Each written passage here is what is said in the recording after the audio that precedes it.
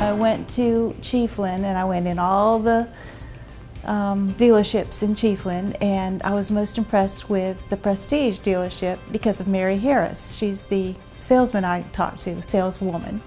And she was so open and friendly and nice, and I told her what I was thinking of, and she immediately came up with some floor plans for me to look at. I didn't realize that Mary not only was the salesperson, she's also the project manager, and that was huge. I didn't even know this in the course of building that house. When she said something was going to happen, she was the one who coordinated everything on the local level. So she had all the local contractors coordinated. When she said the septic is going in today, it went in that day.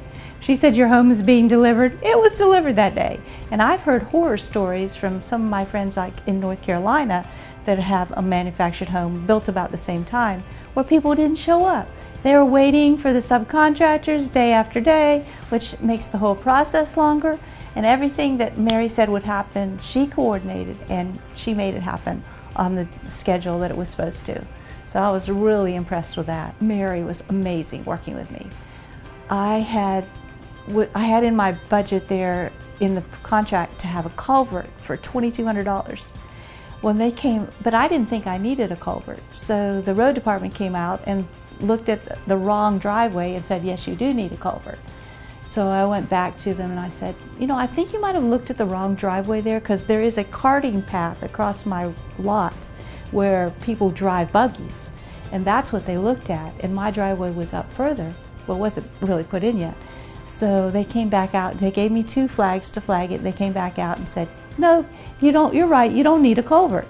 So I said to Mary, I need to use that money from the culvert to make a big drive-through driveway through my barn and come back the front. So I'd like all that $2,200 to go to my driveway money. She said, okay, no problem.